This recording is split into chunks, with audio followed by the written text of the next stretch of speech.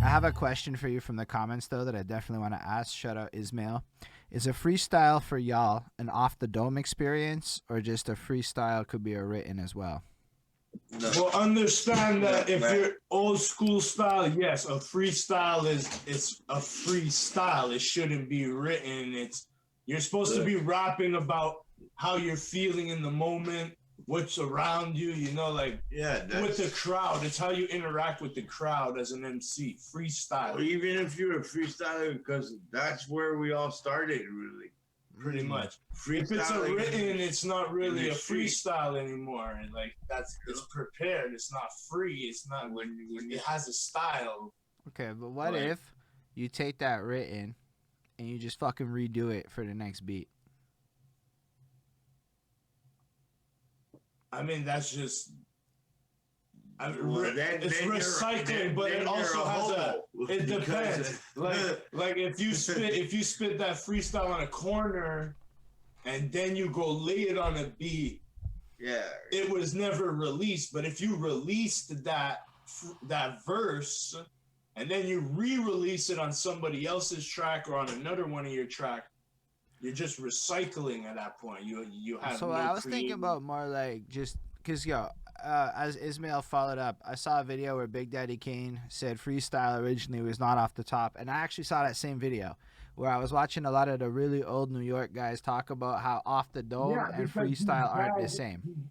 That's only because they had memorized half of their book already. Hip hop was nothing. These guys were sitting at home writing, and then when they were actually given an opportunity to spit what they had written, that nobody was recording them. They were just spitting the same shit because that's what people wanted. That's how you heard it. They weren't playing on the radio. They had no records, so they would just spit it. How do you think Big Bang Hank robbed Grandmaster Caz? He was his manager and heard the rap so many times that he's like, fuck it, these people want a rapper, I'm gonna go spit these rhymes. So they would spit. But then once records started coming out, you couldn't go spit that verse that everyone had heard on the radio 50 times. It was like, okay, I can go to your show and see that, but I don't want to fucking see you on the corner. Like if I'm asking you to spit me a rhyme, I want to know what your abilities are. What are you capable of? Congratulations, you're capable of memorizing a rhyme. I can do that too. Anyone could do that. But what's the content? Okay, I really like. No, but you know what, dude? Say what you will. I know you say I don't want to be a hater a lot, but I actually think you really explain your stuff in a way where it's not necessary. You're very specific, right? That was a really good answer, dude. I understand that I've studied the game. That if I just say, nah, fuck it, you got to freestyle it, so you can't spit writtens. People gonna twist my words. People gonna say, he's whack. Or they're going to catch him somewhere and be like, oh, well, he spit this. When in reality, they've tried to do that to me before. And fuck you for that fucking guy for trying to do that. Trying to say that I'm stealing bars from a guy that I listened to one song of. And I ain't never steal no rhymes in my life. We do have another question from you from DJ Crystal Clear. Crazy Ace. What is your top 5 storytelling rappers? Shit, storytelling? Okay. The man wants to know. There's a lot of good storytellers, but fuck, if I was to go, Slick Rick definitely is in there. Number one, probably. For sure. Slick Rick, he's just a storytelling master. Big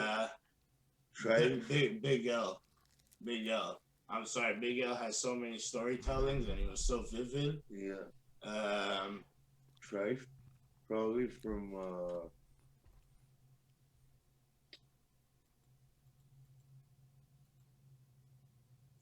Tribe Called Quest. Yeah, Trife was pretty hard. Yeah, I'd put Trife in there. KRS, definitely. Pac, the biggest storyteller ever. Fucking 100%, bro. What do you think? Pac is the number one. Pac understand that it might not always be storytelling like Slick Rick would. Like Slick Rick would literally be spitting a book. But Pac painted a picture that literally it felt like you were watching a movie in your head. No, I feel that. So yeah, that would be my top 5. Slick Rick. You could listen over and over every record. Oh, yeah. The record over and over. The whole record is a fucking book. It's a movie itself. Yeah, exactly. So yeah, top 5 would be for sure Tupac, KRS, Slick Rick. We even say KRS before. And you did say it before. Oh, did we? Yeah, you did. And who was the last one? Fuck. Big L. Yeah, Big L. And it was like right there in the. So have you ever listened to Idea? From Idea and Abilities? Nah. Fair enough. He's a very vivid storyteller. Highly. Although you see, I listen to a lot of old school shit, but you see, if I can give you a top 3 of like the new school guys that I listen to, this dude's like from like 2000. He's like early rhyme sayers, like really old school. Like new school guys, yeah. I don't listen to many, but like Speaker Knockers is hard on the storytelling. I fuck with like Rico's Story 1, 2, 3. You know, Man Payne's like he really tells a whole story, and YNW Melly, I fuck with him. He's a good storyteller. And fuck, I don't listen to that many new school guys, bro. He really doesn't. He's no, crazy. fair enough. Idea dropped in like 2000 or so, though. He's like kind of old school with it, just not in the same lane that you were mentioning, I would say. But that's fair. But old school, what does old school mean? That's another question we just got. Define old school to you. I mean, old school, to a lot of people, I guess, is different. Blaster had a pretty good definition to me one time on his show. He said old school to him is anything your parents used to listen to. Hey, I love it. Yeah. Like, yeah, man, I heard that. I'm like, yeah, that's pretty fucking accurate. But big facts, actually. I like that a lot. Oh my gosh. I guess to the younger generation now, and like I say younger generation like I'm 40, but like younger like people that are 20 and lower, to them old school is like 2 years. What's to say what's old school anyways? Like yo, I've heard guys tell me that Chief Keef is old school. Yeah, I can see why he's old school, and I can see why he's not. He's in the middle.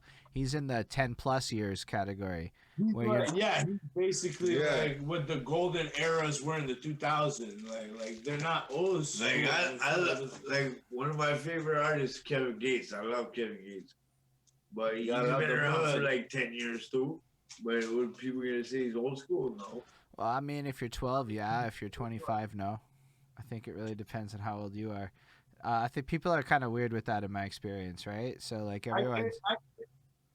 It goes. I guess everybody has their own opinion. Of what we got a really good fucking question with this conversation. I see what you're doing, Ismail. He said it. He set us up a bit.